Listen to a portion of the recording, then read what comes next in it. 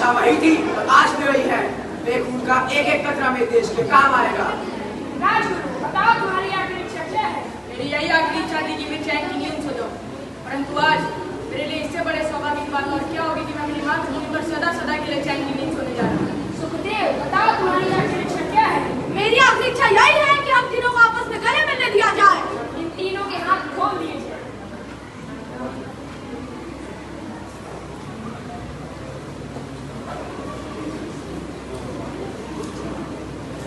कहीं सूख न जाए वो आजादी का पौधा, इसे अपने खून से तर करते हैं।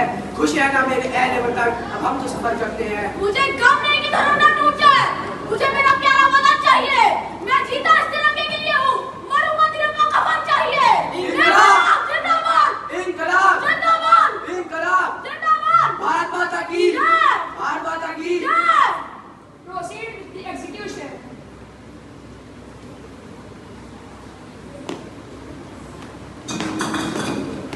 आज आजादी को पूरे 80 वर्ष पूर्ण हुए। फिर भी क्या हम वास्तव में आजाद हैं? आज उन लाखों शहीदों और महापुरुषों के सपनों को साकार कर पाने में कुछ योगदान दे पाए हैं। जब हम आजादी की बात करते हैं तो क्या है ये आजादी?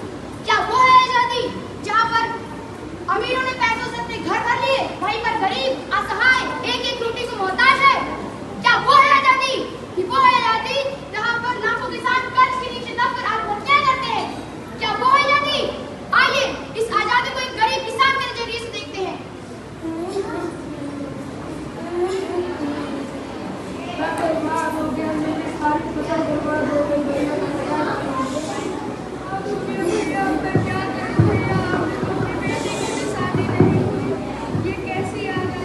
साहब, गरीब तो आज भी गुलाम है साहब, कुछ सरकारों पे और कुछ जमींदारों पे, दो रोटी की और दो बोटी की। रोटी तो बहुत दूर की बात है भैया, यहाँ तो खाने के लिए दाल भी नसीब नहीं होती, सबको ढकने के लिए तिरपाल भी नसीब नहीं होता। ये कैसी आजादी है भैया, ये कैसी आजादी है भैया।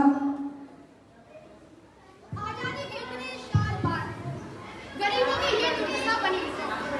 आइए अब इस देश की राजनीति पर एक नजर डालते हैं और देखते हैं कि यहाँ के राजनेताओं ने उन लाखों शहीदों और महापुरुषों के सपनों को साकार करने में कितनी भूमिका निभाई है। लेकिन जाने से पहले मैं आपसे केवल एक छोटी सी बात कहना चाहता हूँ। किसी ने सत्य ही कहा है, कर्ज, रिश्वत, हत्या, हर रोज जहाँ का धंधा, वहाँ देश तरक्की कैसे करेगा जहाँ का राजनीति हो अंधा। हमारा नेता कैसा हो? हमारा नेता कैसा हो? नमस्कार नमस्कार भाइयों बहनों, नमस्कार। बैठ जाइए सब लोग बैठ जाइए। भाइयों बहनों, आप लोगों को तो पता ही ना होगा हम यहाँ किस लिए आए हैं। अरे भाई, विधानसभा चुनाव सर पर आ गया है और इस बार किसी न किसी पार्टी बनने को तय है। और इस बार हमारी पार्टी ने इतने सराहनीय कार्य किए हैं कि अब क्या बताएं आपको भाइयों बहनों। हमारी पार्टी ने 24 घंटे बिजली दी। अरे भाई लाइट आ गई। और सुनिए, हमारी पार्टी ने स्वास्थ्य व्यवस्था अच्छी की, शिक्षा व्यवस्था अच्छी की, हर क्षेत्र में शौचालय दिए, नाले दिए, क्या कुछ नहीं किया हमने। और विपक्ष कहता है कि हमने कुछ नहीं किया। अरे भाई, हमका कोई हनुमान जी थोड़ी ना कि छाती चीर के दिखा दें। और सुनिए, हमने बच्चों से लेकर बूढ़ों तक को शिक्षा दी है। नेताजी, आपने कहा हमारी बिटिया को मेरी जिले नहीं है। हर बुढ़ बैंक का दे ये लो।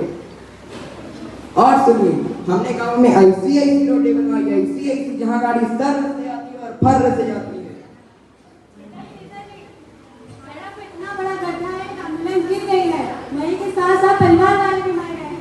गांव वाले आ रहे हैं डंडा लेकर आपको। हट बुढ़, हमारा निशान है अंगूठा, उसी पे वोट दीजिएगा। चलते हैं। हमारा नेता कैसा हो? हमारा नेता कैसा हो? देखा भाइयों बहनों, यहाँ के राजनेताओं ने कितनी भूमिका निभाई है उन लाखों शहीदों और महापुरुषों के सपनों को साकार करने में। आइए अब देश की समस्याओं के बारे में आम आदमी क्या सोचता है उसको उसी समझते हैं। न पूछो हाल वतन में मरने वालों के, वतन को ढकने वाले ही वतन पर राज कर बैठे। आज जब हमारे देश में, समाज में ऐसी घटनाएं, ऐसा दृश्य देखकर मेरा मन द्रवित हो जाता है। मुझे लगता है कि उन लाखों शहीदों और महापुरुषों के सपनों पर पानी फिर जाएगा। कुछ नहीं हो सकता मेरे देश का। यहाँ चारों तरफ सिर्फ भ्रष्टाचार, नकारात्मकता ही नकारात्मकता है। कुछ नहीं हो सकता मेरे देश का, कुछ नहीं हो सकता। ऐसा नहीं है मित्र, जब देश में चारों ओर नकारात्मकता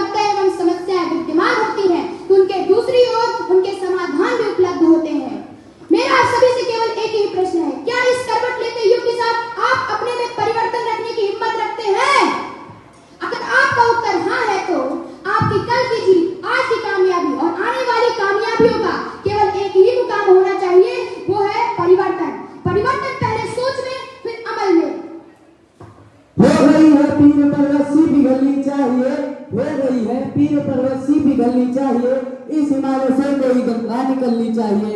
मेरे सीने में नहीं तो तेरे सीने में कहीं, हो कहीं भी आग लेकिन आग जलनी चाहिए, हो कहीं भी आग लेकिन आग जलनी चाहिए।